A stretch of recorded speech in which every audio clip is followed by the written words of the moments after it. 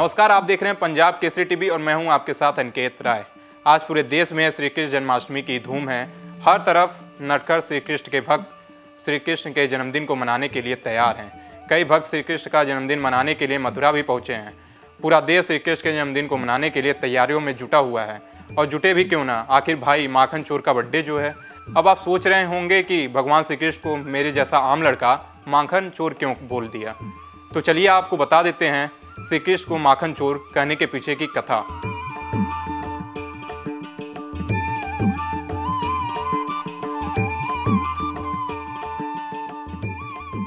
आखिर श्री कृष्ण को माखन चोर क्यों कहा जाता है?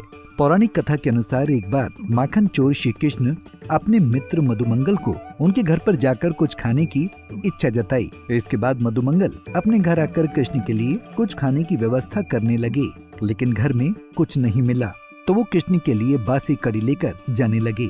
फिर उन्हें अच्छा महसूस नहीं हुआ, जिसके कारण उसने खुद ही झाड़ी में छिपाकर कड़ी पी ली। कान्हा ने मधुमंगल से इसका कारण पूछा तो उसने सारी बात कान्हा को बताई। तब कृष्ण ने मधुमंगल से कहा कि मुझे ऐसा कमजोर और दुबला पतला मित्र पसंद नहीं, तो मेरे सामने तगड़े हो, मोटे हो जाओ। इस पर मधुमंगल ने कहा कि तुम्हारी माँ तुम्हें रोज दूध माखन खिलाती है, लेकिन मेरे माता पिता निर्धन और गरीब हैं।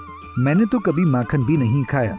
इसके बाद कान्हा ने मधुमंगल से बोला, मैं तुम्हें प्रतिदिन माखन खिलाऊंगा। इसके बाद कृष्ण अपने सखा के लिए माखन चोर बन गए और पड़ोस के सभी घरों से माखन चुराकर अपने सखा मधुमंगल के संग खाने लगे, जिसके कारण उनका नाम माखन चोर पड़ गया। मित्रों के लिए भगवान श्री कृष्ण माखन चोर बन गए।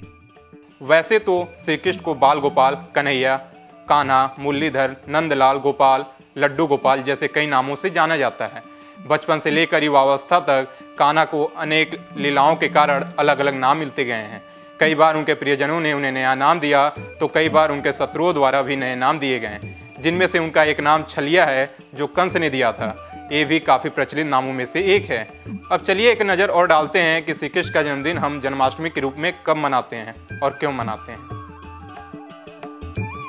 हिंदू परंपरा के अनुसार हम भाद्रपद महीने की कृष्ण पक्ष के 8वें दिन की आधी रात को भगवान श्री कृष्ण का जन्म हुआ था।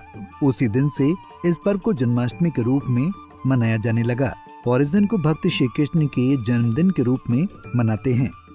श्री कृष्ण जन्माष्टमी का आज पावन पर्व है। हमारी शास्त्रीय मान्यता के अनुसार 5251 वर्ष पूर्व श्री हरि भगवान श्री विष्णु के पूर्ण अवतार के रूप में इसी स्थान पर लीलाधारी भगवान श्री कृष्ण ने मां देवकी और वासुदेव जी के सुपुत्र के रूप में इस धराधाम पर अवतरित होकर के धर्म, सत्य और न्याय की स्थापना का कार्य त्रेता द्वापर युग में पूर्ण करके हम सबके सामने श्रीमद् भगवत गीता के अपने उन शाश्वत मंत्रों के माध्यम से एक नई संजीवनी दी है। आज जन्माष्टमी के इस पावन अवसर पर आप सभी श्रद्धालुजन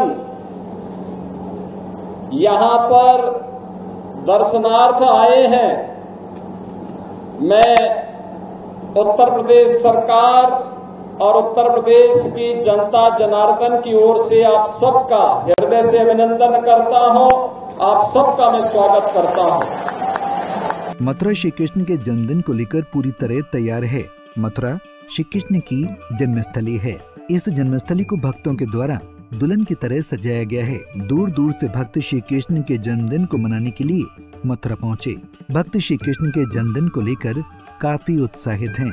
कई बड़े बड़े नेता और अभिनेता भी जन्माष्टमी के लिए मथुरा पहुंचे हैं। यही भक्तों का प्यार जो जन्माष्टमी को खास मनाता है। Bureau report, Punjab Kesari TV. हमसे जुड़े रहने के लिए हमारे YouTube चैनल को सब्सक्राइब करें और नई वीडियो की नोटिफिकेशन के लिए बेल आइकॉन को दबाएं।